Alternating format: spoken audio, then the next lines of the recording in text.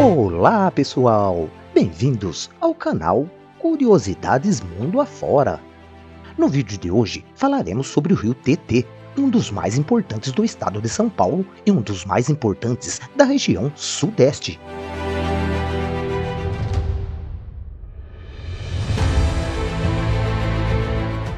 É um dos grandes ícones do estado de São Paulo. Seu curso é responsável por abastecer de forma direta quase 20 milhões de habitantes, além de outros milhares que se beneficiam de forma indireta, como pela produção de energia. Além disso, é o mais importante do estado e um dos mais importantes da região sudeste. Entretanto, também é um dos mais poluídos do país, chegando a ocupar a primeira posição desse cruel ranking em alguns estudos, devido ao esgoto doméstico e industrial, lançado em seu curso desde 1940 e 50, quando a cidade de São Paulo começou a destacar no cenário industrial brasileiro. Mas antes de começarmos, não se esqueça de dar uma cutucada no like e se inscrever no canal. Bora lá para o vídeo!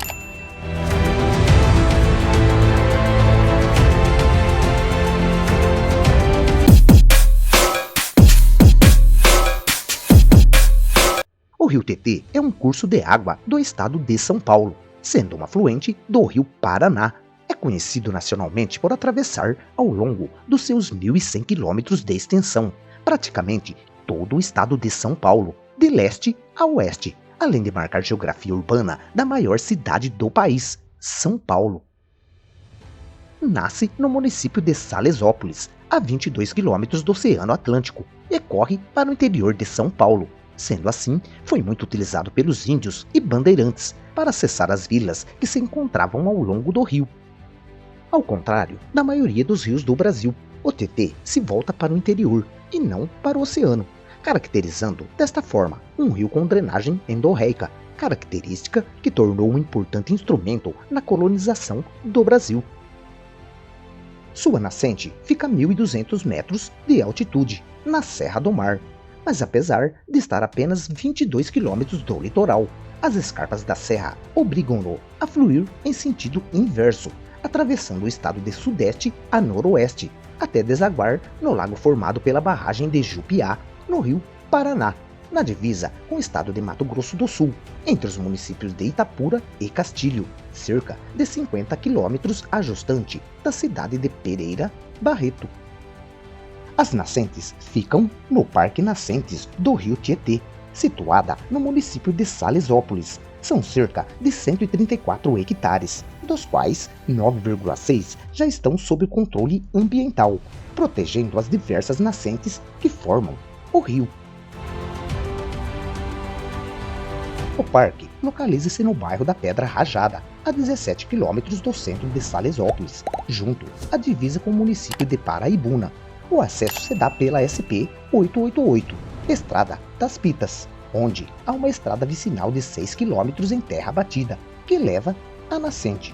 Inicialmente, nas mãos de particulares, teve sua flora original destruída.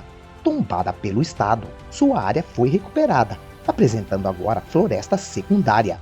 As nascentes surgem entre rochas que ladeiam um minúsculo lago. A água brota em 3 diferentes pontos e o lago é povoado por pequenos peixes, os guarus, também conhecidos como libeste selvagem.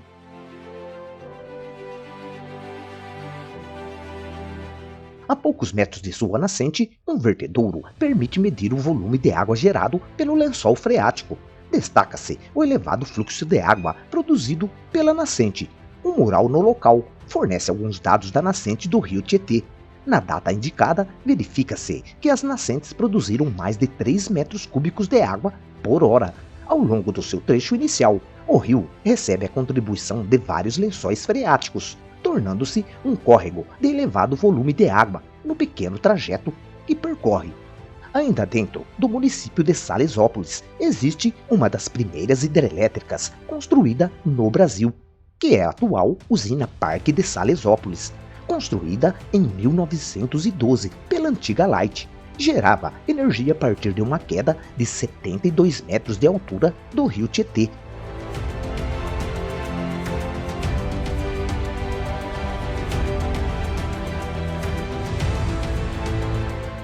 O parque está aberto para visitação pública, sendo que há um museu junto à usina. Em março de 2008, foi retomada a produção de energia elétrica. Destaca-se os maquinários antigos lá instalados. O Tietê cruza a região metropolitana de São Paulo e percorre 1.136 quilômetros ao longo de todo o interior do estado, até o município de Itapura, em sua foz no Rio Paraná, na divisa com o Mato Grosso do Sul. No município de São Paulo, é margeado pela Marginal Tietê, que é o principal eixo viário da cidade. Estima-se que 2 milhões de veículos passem pela via diariamente, segundo a Companhia de Engenharia de Tráfego. Logo após sair do município de São Paulo, o rio Tietê encontra no município de Santana de Parnaíba. A usina hidrelétrica Edgar de Souza é um pouco mais adiante, a hidrelétrica de Rasgão, e entre estas duas, a barragem de Pirapora do Bom Jesus. Ambas as hidrelétricas foram construídas pela antiga Light e muito contribuíram para a geração de energia para a cidade de São Paulo.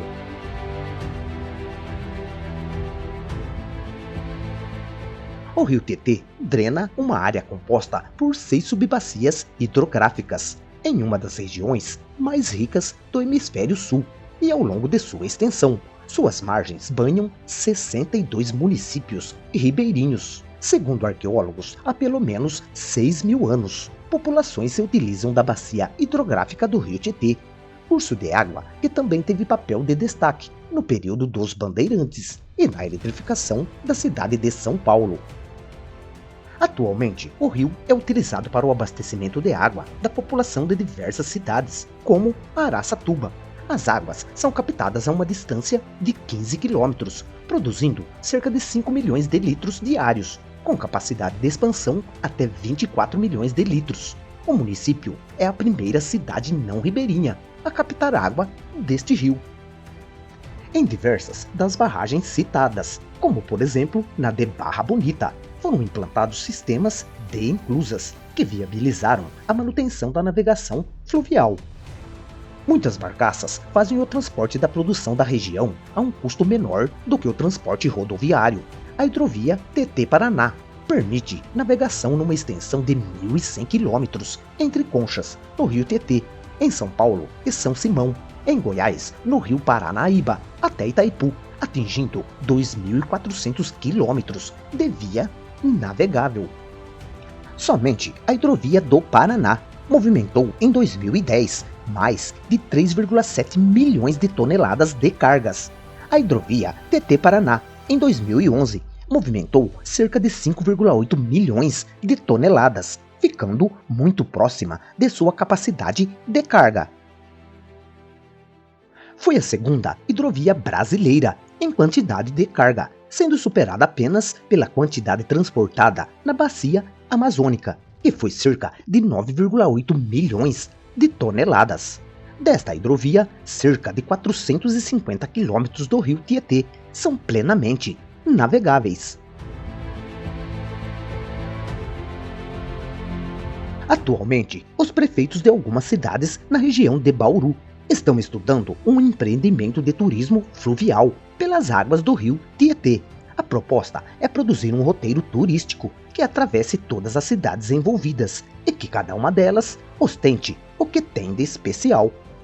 Hoje em dia, já utilizam as águas do rio Tietê para fins lucrativos e também úteis à população, como hidrovias e hidrelétricas. Porém, há um grande potencial turístico que ainda é pouco explorado. Como exemplo a ser seguido neste sentido, a cidade de Barra Bonita.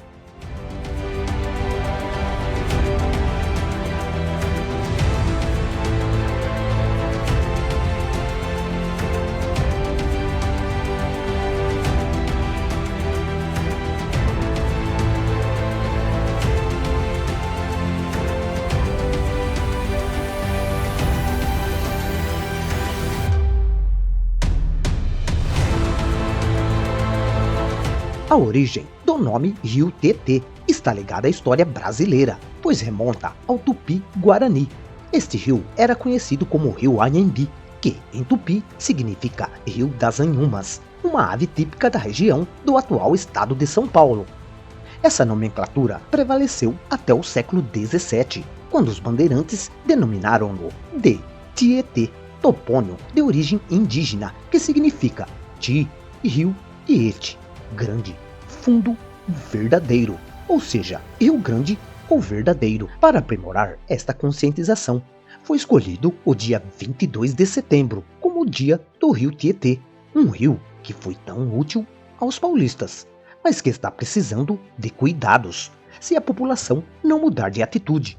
A situação continuará crítica e o projeto de despoluição não trará os resultados esperados. A saúde do Tietê não depende só das políticas públicas, mas de todos nós.